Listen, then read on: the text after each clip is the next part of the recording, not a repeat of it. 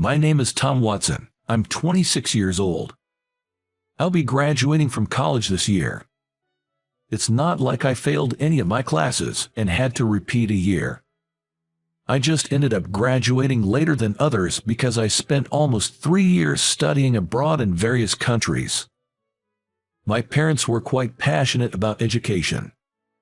They didn't stop me when I decided to study abroad. It seems like from a young age, they never got mad at me for anything as long as it was in pursuit of satisfying my intellectual curiosity.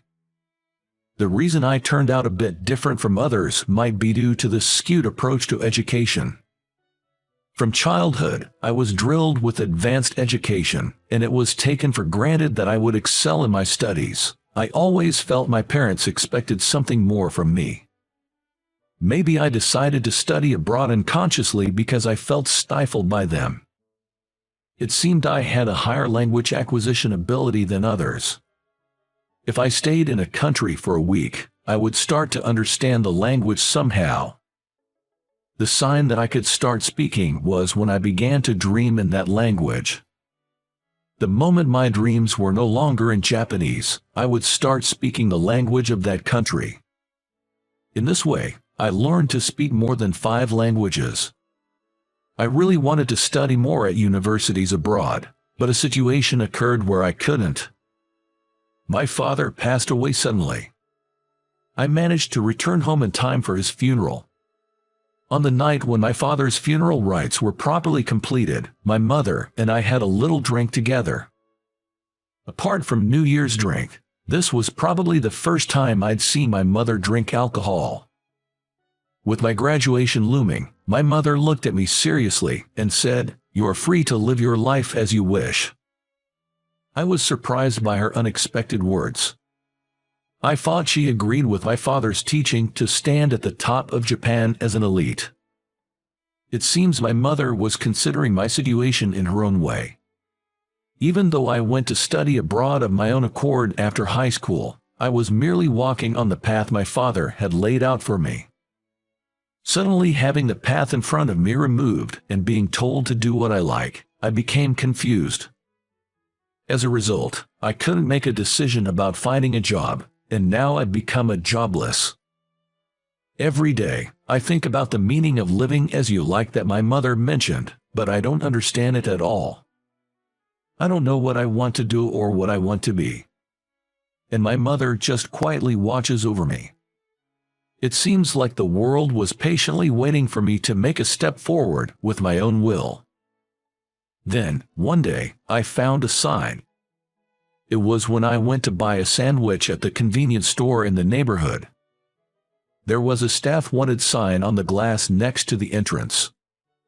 Apparently, the older lady who was always there during the day retired.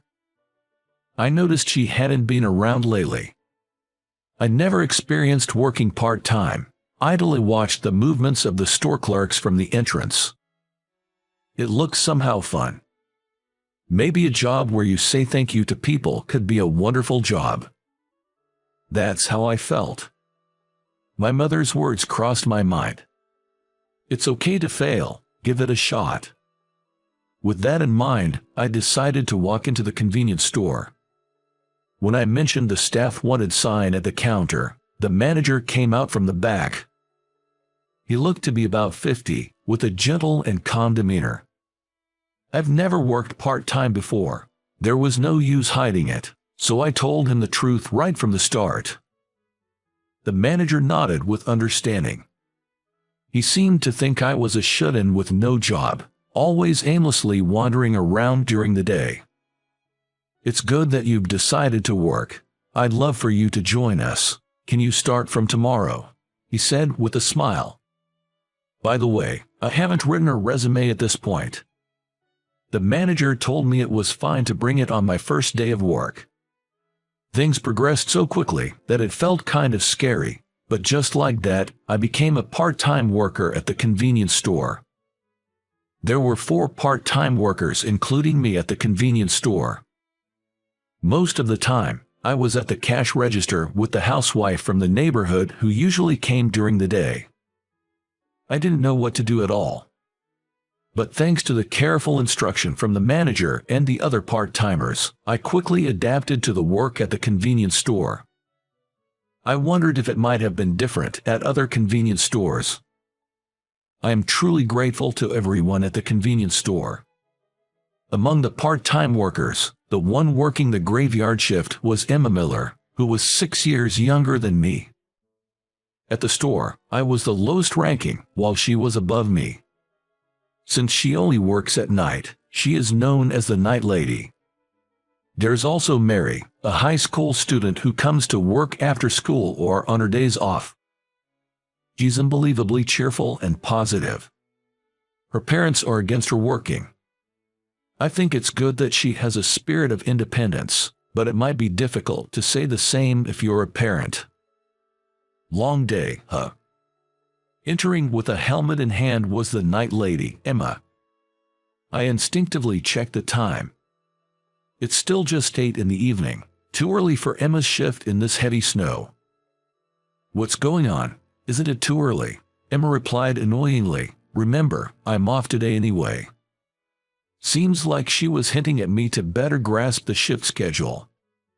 Leaving a note that she had something to discuss with the manager, Emma quickly retreated to the back room. Remembering that I also had a matter regarding my shift to discuss, I left the cash register to Mary and headed to the back room. There were no customers at that time, so I figured it wouldn't hurt to be away for a bit. As expected, Emma and the manager were in the back room, discussing shift schedules. Manager, I also have something to discuss about the shift. My father's first Memorial Day is coming up, and I'd like to take the day off. The manager, who seemed to be arranging the schedule for the holiday period, assured me by saying, sure, and secured my leave. When Tom can't make it, I can cover, even during the day. Emma volunteered to work all of my shifts. She might seem blunt, but she does have a soft spot. I remember being a little scared when I first met her. With her short black hair and a thin silver necklace shimmering above her collarbone. Her beloved vehicle was a DX 125. She was a veteran part-time worker at this convenience store. I bowed my head and thanked Emma. Just then, I heard a troubled voice from Mary at the front.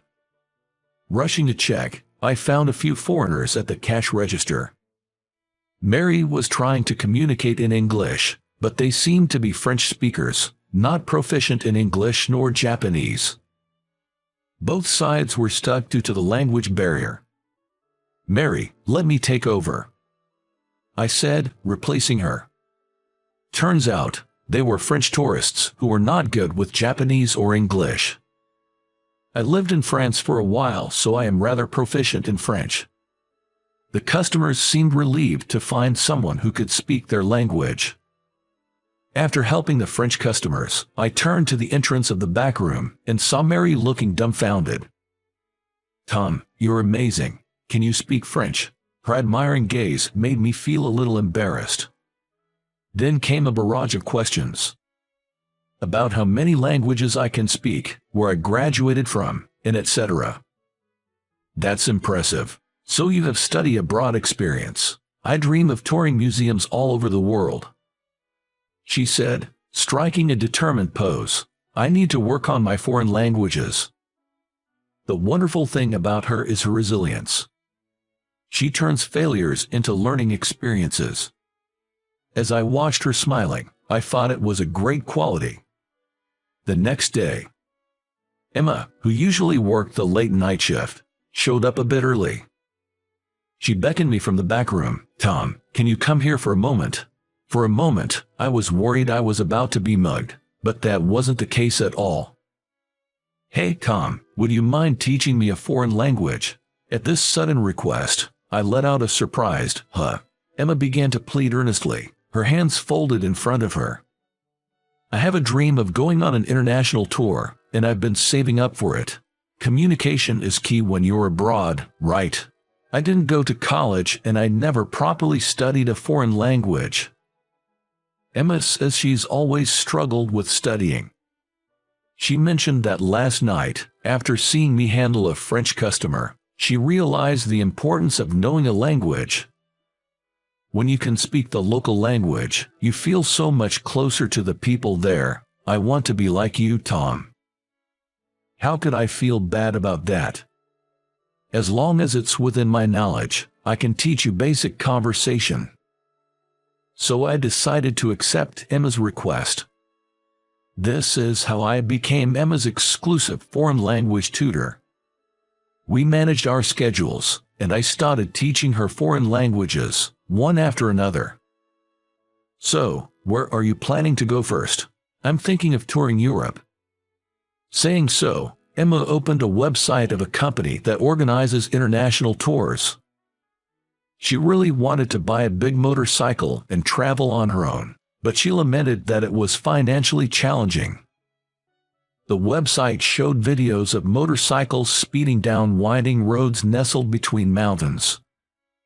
It seemed exhilarating and rather enjoyable. Emma's eyes sparkled as she watched the video, and I found myself slightly envious. Let's start with German and English, then. When I said that, Emma nodded solemnly. It seems I'll be the superior one in the realm of foreign languages. The roles are reversed, and it somehow makes me feel proud. But then a serious problem cropped up as we began our study sessions. Emma is quite sharp and quick to understand. The problem was on my end. I was terrible at teaching.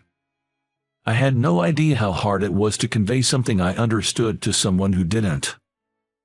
I had an intuitive approach to learning languages, and I couldn't answer Emma's logical questions. Every time we studied, Emma would get frustrated and shout, "Explain it so I can understand." That's when our mediator, Mary, would step in. Tom is naturally gifted.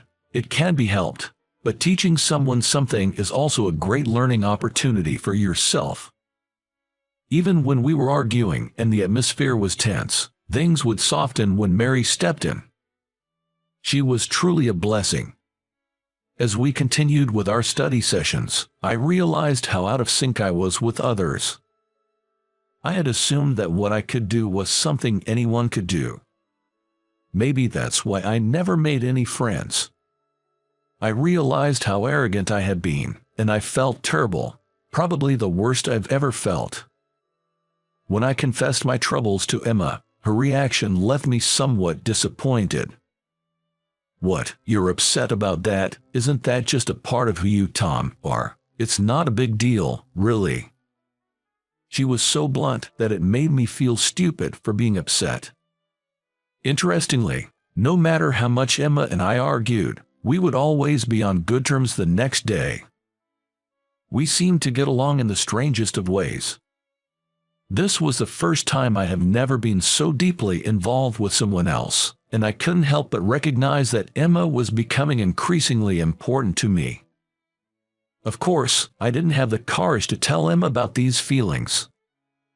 The thought of being rejected was terrifying. One day, another incident occurred at the convenience store.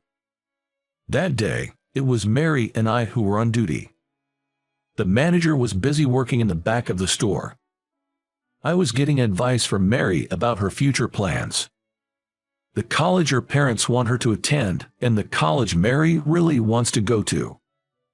These two just don't coincide, creating a tough situation, it seems. Mary wanted to persuade her parents, but it seems they hold the same elitist views about education as my father. Mary was upset with the ongoing argument with her parents, which is quite rare to her. I wanted to say something uplifting but was at a loss for words. The silence was broken by a couple who rushed in with great urgency. They made a beeline for the cash register, standing right in front of Mary. "Mom, Dad, why?" It turned out that the couple who had rushed in were none other than Mary's parents, who we were just talking about. Apparently, Mary lied to them about quitting her part-time job.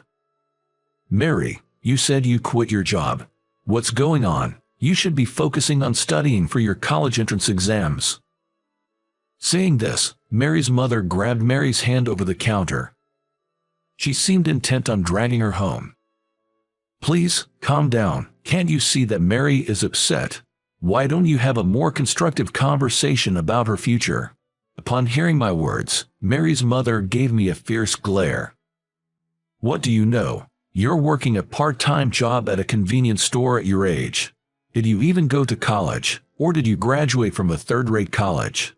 Her words were dismissive, which riled me up. But I didn't want to brag about my own education in such a situation. Doesn't Mary have a wonderful dream? Why do you oppose her trying to find the fastest route to achieving that dream? Mary's dream is to visit art museums around the world. Her ultimate dream is to study art history at university and become a museum curator. It's a truly wonderful dream. I passionately explained this to her parents. But Mary's mother snorted in disdain. If Mary fails her college entrance exams, will you take responsibility? What if she majors in art and struggles in the future? Do you really think she has enough time to change her college preferences now? Cornered by her words, I was momentarily at a loss for words. Looking at Mary, she was looking at me with pleading eyes. Seeing her look, I steeled myself. Got it. No matter what college, I will get her accepted, I declared, and Mary's parents stared at me as if I were a strange creature. Understood. We'll let you try, but you only get one shot. Allow Mary to apply to just one school of her choice. If that doesn't work out, you must follow our instructions. Mary's father, who had been silently listening to our exchange, spoke calmly. Perhaps he wasn't directly opposed to Mary's dream. I promise, I answered, looking straight into Mary's dad's eyes. Mary's mom seemed to want to say something, but her husband gently urged her to leave. Having talked a big game, I ended up tutoring Mary from the next day. Between my part-time job and tutoring, plus helping Emma with her foreign languages, my days suddenly became busy.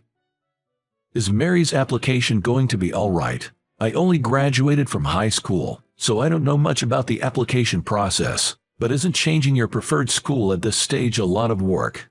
Emma, who had been reading a German book with a dictionary in hand, asked me with a hint of worry. I think it'll be fine, I responded.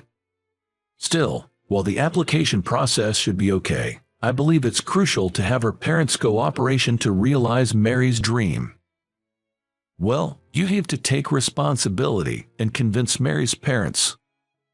She makes it sound easy, but I wonder if I can actually pull it off. You know, my dad was the same way, always telling me to study and become an elite. After he passed away, I had no idea what to do. Embarrassing, huh? I said, scratching my head. Well, I kinda expected that. You do give off a pampered golden boy vibe. Emma chuckled. What do you mean, pampered golden boy? I felt a bit annoyed, as if I were being mocked. It means you were cherished. It's a good thing. I wasn't sure if she was complimenting me or mocking me. Either way, I felt embarrassed. You look cool when you're working hard. Her comment made me even more embarrassed, and I hid my face behind the magazine I was reading. Seeing my reaction, Emma chuckled again. As for Mary's exam results, they were a tremendous success. She was accepted into the art college of her choice. What's more, her grades were among the top and she was chosen as a scholarship student, which would cover half of her tuition. Mary's parents finally admitted defeat. They both apologized to me, and her mom thanked me while crying. That was probably the first time I revealed where I had gone to college. Everyone present was so surprised that it caught me off guard. Mary successfully took the first step towards her dream. Now, it's up to her how she paves her way. That's probably up to Mary, I guess. On the other hand, Emma got a big motorcycle. She mastered German, English, and French, and is getting ready for an international tour. Watching the two of them closely, I was taken aback. I'm the only one who's been pacing in the same place. Everyone else is moving forward, but I'm not making any progress. Suddenly, I felt small and insignificant. Every night, I lay in bed and ponder what I want to do most until I fall asleep. And yet, I'd never come to a conclusion. I'd rather solve math problems than this. Seeing my day-by-day depression, Mary approached me with a concerned look. I decided to consult Mary about my situation.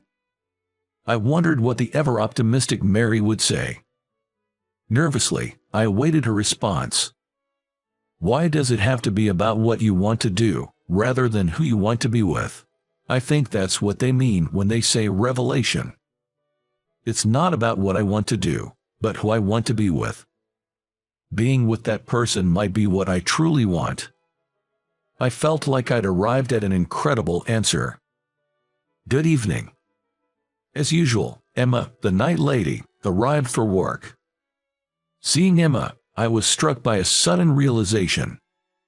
On impulse, I called out to her. Can I ride on the back of your bike? I want to be with you. Suddenly confessing, Mary let out a surprised squeal.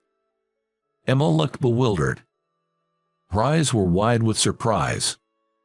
I'm not sure if you understood. This isn't an invitation for a road trip. I like you and I want to be with you. As Emma froze with a bewildered look on her face, I attempted to explain myself more clearly, but was stopped by Mary. She scolded me harshly later for lacking delicacy. Emma sighed lightly and gave a wry smile. It's fine to be together, but work on being able to ride your own bike. That was Emma's response. The tips of her ears peeking out from her short hair were bright red. I'll do my best, I promised, scratching my head. Handle it with care. That's me, getting onto Emma's beloved bike. At the convenience store parking lot, she asked if I wanted to give it a go. Without thinking, I blurted out, "Really? Is it okay?" Straddling Emma's bike, I revved the engine. Experiencing its vibration for the first time, I was fascinated by its power. I'll enroll in driving school tomorrow. I was all fired up from riding a big bike for the first time. I couldn't wait to control a motorcycle all by myself. See, you've found what you most want to do now. Mary, triumphant as if her theory had been proven right, was smiling. I had to admit, she was spot on. Change your perspective, and a new scenery comes into view. When you hit a wall, think of another way around.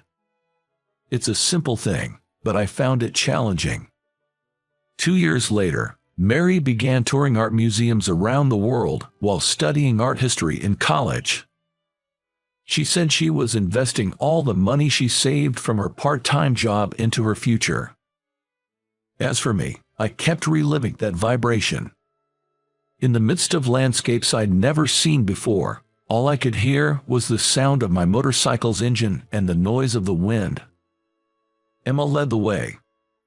She skillfully used her slender body to maneuver her big bike. I struggled just to keep up with Emma as she showed off her fluid cornering. But I was happy to be able to see new scenery together. Our destination on this journey is Milan, Italy. When we arrive there, I plan to kneel down to her. I've decided on the words for my proposal. I want to follow you for the rest of my life. Emma might be a bit taken aback. She may sigh and say, "Just ride freely," with a smile. Or maybe she will blush, her ears turning bright red as she looks away, trying to hide her embarrassment. Just imagining gets my heart racing. Milan is still far away. The end of this journey will be the beginning of my life with Emma. I believe in that,